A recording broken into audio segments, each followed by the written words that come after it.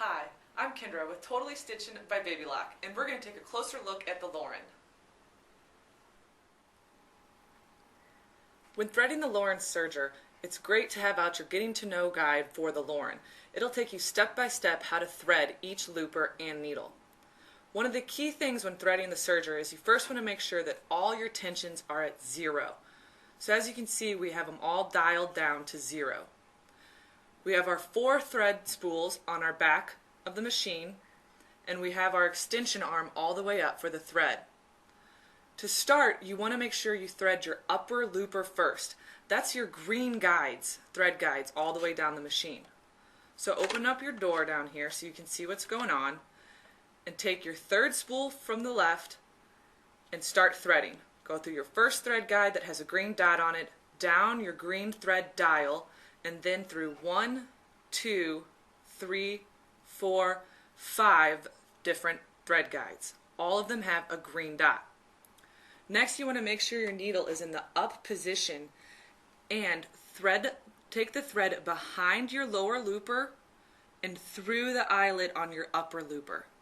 Then go ahead and pull that thread towards the back of the machine 3 or 4 inches so it doesn't come out on you. The second thread to thread is the lower looper, and that is your blue thread guides.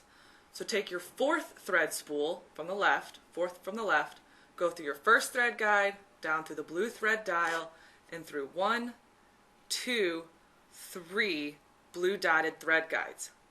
You then want to open up your side compartment over here. This is where it gets a little tricky.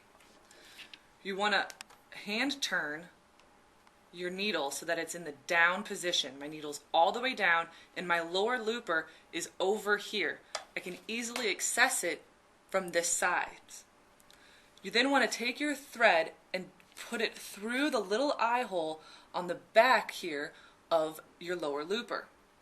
Feed a little bit of it through so that when you then take your hand and hand turn the needle to the up position, the thread will stay through the eye hole. Then thread the other eye hole on your lower looper, making sure the thread catches into this little groove. You then want to take your thread and position it over your upper looper. So this thread here is actually my lower looper thread. Then pull it towards the back of the machine 3 or 4 inches so that they don't slide out while we're threading our needles. You can then close up your bottom areas and we'll move to the top needles. Just in case you forget how to thread your loopers, on the door here is a color-coded guide to show you. So if you do forget, you have this handy reference guide. Now let's move to the needles.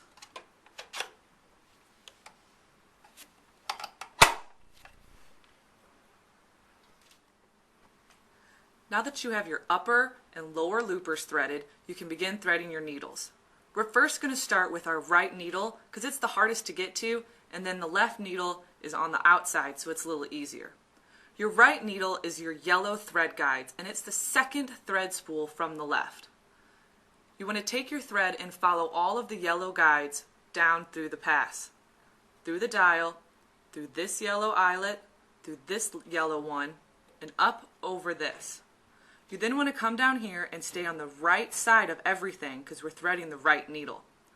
Once you've gotten through these little parts, you can thread the needle with the thread and pull it 3 or 4 inches towards the back to make sure it doesn't slip out. The last one is the left needle. The left needle is your first spool of thread, and it is denoted by all your red eyelets.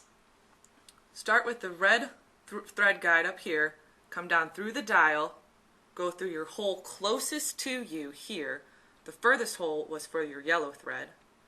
Up and over this, just like with the yellow one, and then stay on the left-hand side of this area and go through your left needle eye. Pull that back 3 or 4 inches and you're ready to serge.